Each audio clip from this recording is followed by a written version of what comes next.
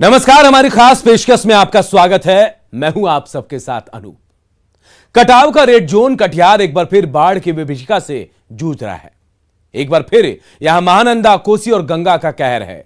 एक बार फिर यहां बर्बादी, बेबसी और विस्थापन का दर्द है। रिपोर्ट देखिए।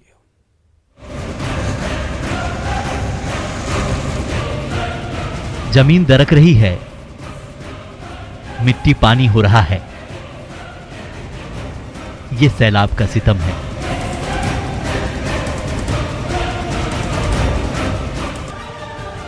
ये बाढ़ की विभीषिका है।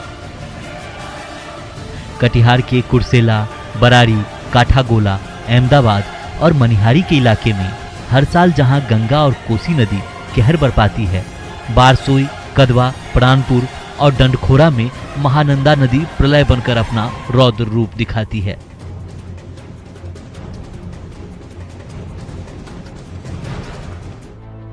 नदियों के जद में आने वाले इलाकों में कटाव की समस्या सालों से बनी हुई है।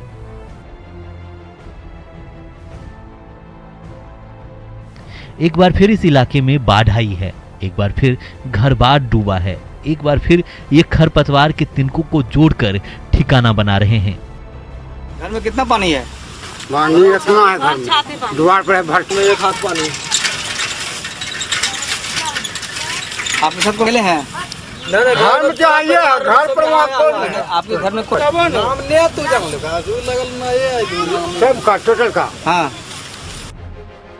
कटिहार में बाढ़ आती है तो नदियां कटाव करती है। बाढ़ थमने पर विस्थापितों का आंदोलन होता है। पुनर्वास पर गंभीर चर्चाएं होती है, लेकिन चुनाव आते ही यहाँ नेता वोट बैंक में कटाव की जुगत लगाने लगते हैं। अब देखिए ना, अहमदाबाद प्रखंड के कई ऐसे इलाके हैं जो अब गंगा के गर्भ में हैं। नदियों के कटाव से बड़ी संख्या में विस्थापित हो चुके लोग सड़क किनारे और बांध पर आज भी जैसे तैसे हालात में रहने को मजबूर हैं। ऐसे में लोग कहते हैं कि बार बार गुहार लगाने के बावजूद सुनने वाला कोई नहीं है। अभी कट रहा है। काम बाढ़ निरोधक कुछ कार्य हुआ है कि नहीं? पहले हुआ था, अभी नहीं हो रहा है। इधर जो आए थे जिला पदाधिकारी महोदय आए थे, उसका काम नहीं हुआ है? हाँ, कुछ हुआ था। क्या सब हुआ है कार्य? बांस दिया गया है। और कोई कितना बांस लगा होगा लगभग? जो लगा हुआ होगा 100-200। हाँ, तो लेकिन ये गांव में तो देखते पानी आ ही रहा है। हाँ, तो बाढ़ हुआ तो पानी अच्छा, बांस लगने के बाद कटाव रुका कि नहीं? नहीं। वैसे आप तो खुद देख ही चुके होंगे और देख भी लीजिएगा। बस लगभग 10-20 बांस डाल दिया गया है 2-3 जगह पे, बस इसके सिवा और कुछ नहीं। जिसमें कि बांस भी जो लगा रहा था वो हमारे ही ग्रामीण बंधुओं के द्वारा, मतलब ग्रामीण मजदूरों के द्वारा, जिसमें कि सरकारी कोई भी कर्मचारी वहाँ उपस्थित नहीं था। ये जो पानी जो आपके पीछे जो आ रहा है, ये बाढ़ का ही पानी है? जी, ये नदी का ही पानी है। और ये हमारे गांव के विभिन्न गली मोहल्लों में, मतलब कुछ घंटों बोलिए में घुसने वाली है। लगभग पिछले 11 वर्षों से हम लगातार अपने संघर्ष के माध्यम से, अपने खून पसीना से, भूख हड़ताल करके, इसके बावजूद हम जाते हैं इस बात को वेंटिलेट करने के लिए कि नीतीश जी के सामने, सरकार के सामने, प्रशासन के सामने इस बात को रखना है कि ये कटिहार का जो समस्या है वो नासूर बन चुका है। कटिहार में कटाव सबसे बड़ा चुनावी मुद्दा है। चुनाव खत्म होते ही कटाव का मुद्दा खत्म हो जाता है। हालांकि जब राजनेताओं से सवाल पूछा जाता है तो वो सियासी मरहम लगाना नहीं भूलते। कटिहार के पूर्व सांसद तारिक अनवर का दावा है कि जो काम किया जा रहा है वो संतोषजनक नहीं है। कटाव से निदान के लिए बड़ा प्लानिंग बनाकर लगातार काम करने की जरूरत है। जबकि कटिहार के सांसद दुलाल चंद गोस्वामी का दावा है कि सरकार इस मुद्दे पर गंभीर है और कई स्तर पर काम भी हो रहा है।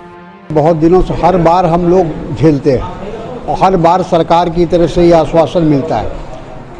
तो एक जो जिसको हम कह सकते हैं कि योजनाबद्ध ढंग से कार्य होना चाहिए, समय से पूर्व होना चाहिए।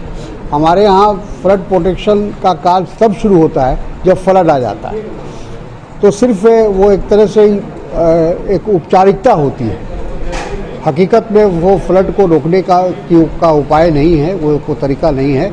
अगर फ्लड रोकना है तो उसको पहले से, जब समान स्थिति हो, उस समय उसको कार्य को आगे बढ़ाना चाहिए। पत्राचार जो बिहार सरकार के माननीय मंत्री उनसे भी किए हैं और भारत सरकार के जो मंत्री है जल संसाधन उनसे भी पत्राचार किए हैं और अभी कटाव कुछ भरा हुआ है अहमदाबाद, मनिहारी और कुर्सेला एरिया में। तो मौखिक बात हुई है माननीय मंत्री जी से और हमारे कलेक्टर साहब भी गए थे, विभागीय अधिकारी लगे हुए। तो जहाँ जहाँ कटाव हो रहा है तत्कालिक तो उसमें हो रहा है, लेकिन नदी कटाव के बारे में ये कहेंगे कि नदी समय समय पर अपना कटाव स्थान बदलते रहती है। हम लोग एक जगह उसको बोल्डर पिचिंग या बोड़ा पिचिंग कर देते हैं तो दूसरी जगह हो जाता है, क्योंकि प्रकृति पर कोई कहेगा कि हमारा पूरा नियंत्रण है, ऐसा नहीं है। लेकिन जब कटाव और परिस्थिति उत्पन्न होती है तो सरकार गंभीर है, हम लोग गंभीर हैं और उसका जो है निराकरण हम लोग करेंगे। बाढ़, कटाव, विस्थापन और बेबसी इस इलाके की बड़ी आबादी को बर्बाद कर चुका है। हालांकि यहाँ बड़े पैमाने पर विस्थापितों को पुनर्वास योजना से जोड़ा गया है, लेकिन कटाव की समस्या बनी हुई है जिससे विस्थापन खत्म नहीं हो रहा। अहमदाबाद के यूसुफ टोला में गंगा नदी से कटाव ये काफ़ी तेज़ी से हो रहा है। जब नदी का स्तर कम होता है तो कटाव बढ़ता है। इसी क्रम में कल 3 बजे के आसपास में करीब 30 मीटर कटाव हम लोग को बताया गया। एसडीओ मनिहारी स्वयं स्पॉट पर गए।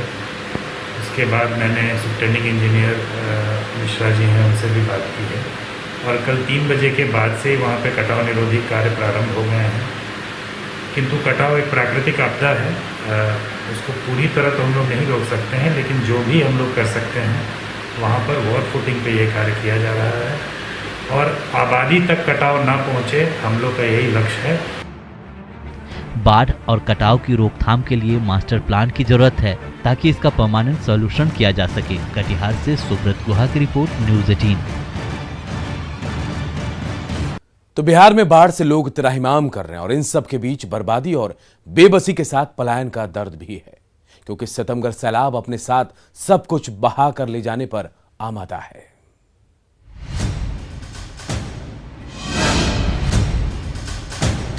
खगड़िया में बाढ़ की भयावह स्थिति है। तस्वीरों को देखिए और सोचिए कैसे यहाँ जिंदगी कट रही होगी।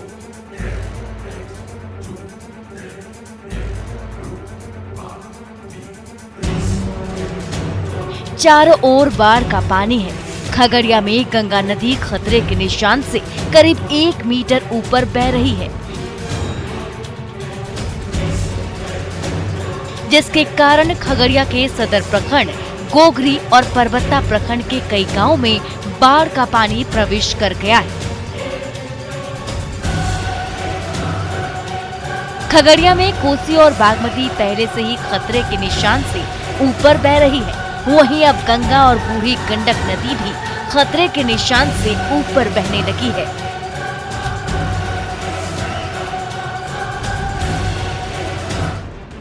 खगड़िया शहर के वार्ड नंबर 24 में स्थित प्रसिद्ध अघोरी नाथ मंदिर में भी पानी प्रवेश कर गया है। पानी बढ़ने से सिर्फ मंदिर ही नहीं बल्कि आसपास के कई इलाके जलमग्न हो गए हैं। खगड़िया में कई ऐसे इलाके हैं जहां नाव ही एकमात्र आवागमन का साधन है। खगड़िया में पहले से ही कोसी और बागमती नदी खतरे के निशान से ऊपर बह रही थी, लेकिन अब गंगा और बूढ़ी गंडक जो नदी है वो भी खतरे के निशान से ऊपर बहने लगी है। अभी आप देख सकते हैं कि ये हम खड़े हैं खगड़िया के अघोरी स्थान में, जहां पर लोग पूजा करने के लिए पहुंचते हैं। चारों तरफ से ये देख सकते हैं कि पानी से घिरा हुआ है। यहाँ पर जो लोग हैं उनको आवागमन में काफ़ी परेशानी हो रही है। यहाँ का जो वार्ड नंबर 24 है वहाँ भी पानी पूरा फैल गया है, जिसके कारण लोगों को एक बार फिर से परेशानी शुरू हो गई है। खतरे के निशान से ऊपर बह रही है। चारों तरफ मुहल्ले में पानी उनी भी आ गया है। जिला प्रशासन कोई ध्यान भी नहीं दे रही है और हम लोग को यहाँ नाव वाव कोई चीज़ का सुविधा भी नहीं है, कुछ भी नहीं है। और हर साल ये मतलब पानी का यूं ही तांडव बना रहता है और कहीं भी किसी प्रकार की कोई सुविधा नहीं मिलती है। फसल उसल भी सब डूब गया है पूरे। बूढ़ी गंडक नदी है, बगल में गंगा नदी मिलल है। परेशानी है कि वो जलधन में सब लोग डूब रहा है और खेती बाड़ी सब डूब गया है। खगड़िया के सदर प्रखंड के रहीमपुर पंचायत की तस्वीर देखिए।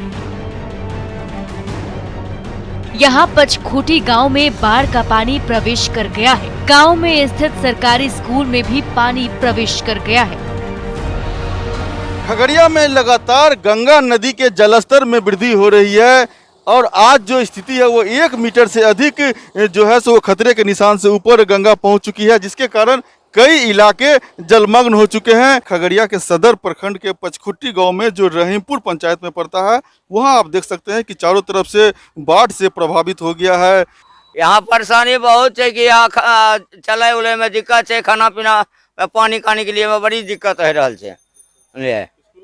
हाँ, स्कूल में भी पानी है, पूरा पानी भर गया है। कुमर चक्की भी उधर है, वो भी भर गया। पचखुट्टी है, चारों बगल से पानी घेरा हुआ है। आते हैं पानी है ना, कपड़ा खोल के तब है ना आते हैं। कोई चीज़ का व्यवस्था नहीं है, कोई भी नाम नहीं। अभी कोई है ना आया ही नहीं देखने के लिए, तो कैसे हो। कटिहार में एक और कटाव का दंश है तो दूसरी ओर जिंदगी चचरी पुल के सहारे कट रही है। तस्वीरें देखिए, हसनगंज के चापी में 4 साल पहले डाइवर्जन सेतु टूट गया था। तब से 4 साल बीत चुके हैं, लेकिन सेतु अब तक बन नहीं पाया। स्थानीय लोग अपने खर्च से चचरी पुल निर्माण करवाकर आवाजाही कर रहे हैं। अब ये चचरी पुल लोगों के लिए लाइफलाइन बन चुकी है।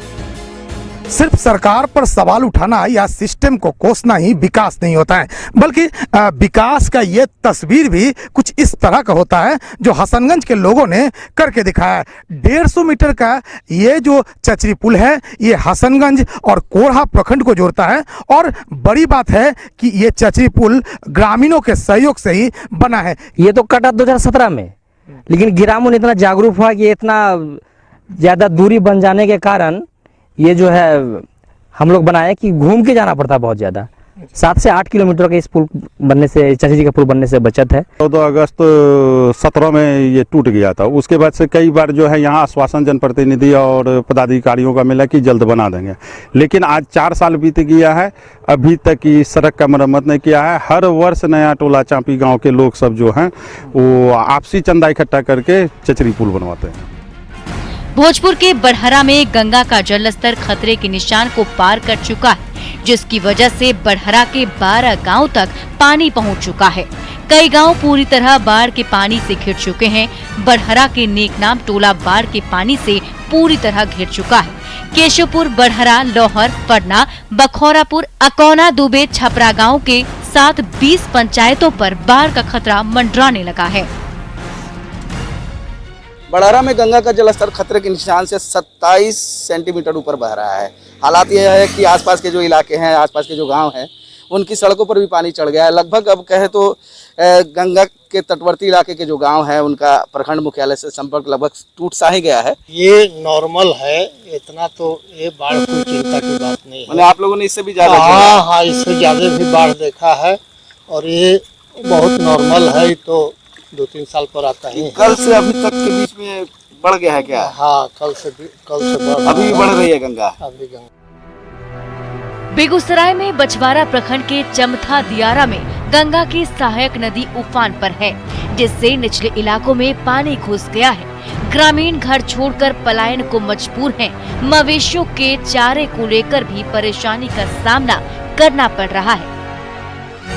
मांग करेंगे सरकार से जो नाव का व्यवस्था हो, ताकि लोग जो निचला इलाका के लोग हैं ऊपर अपना शरण लें, वहीं पर रहें। सरकार के तरफ से तैयारी की जा रही है कि मतलब बाढ़ की जो स्थिति है उसके अनुसार लोगों को मतलब बताया जा रहा है कि आप मतलब अभी से ही ऊंचे स्थल पे जाके रुके। पशु चारा के लिए सरकार यही व्यवस्था है कि ऊंचे स्थल पर जो लोग जा रहे हैं, मान लीजिए वो लोग अपने साथ मान लीजिए जो भी है वो भूसा उसा वो तत्कालिक तो रखते हैं, लेकिन ऐसी स्थिति है बाद में जो व्यवस्था हो जाए। अभी तो तत्कालिक कुछ व्यवस्था नहीं हुई है। भागलपुर भी बाढ़ की त्रासदी झेल रहा है। यहाँ नाथनगर प्रखंड के दिलदारपुर समेत करीब आधा दर्जन गांव में गंगा नदी का पानी प्रवेश कर गया है।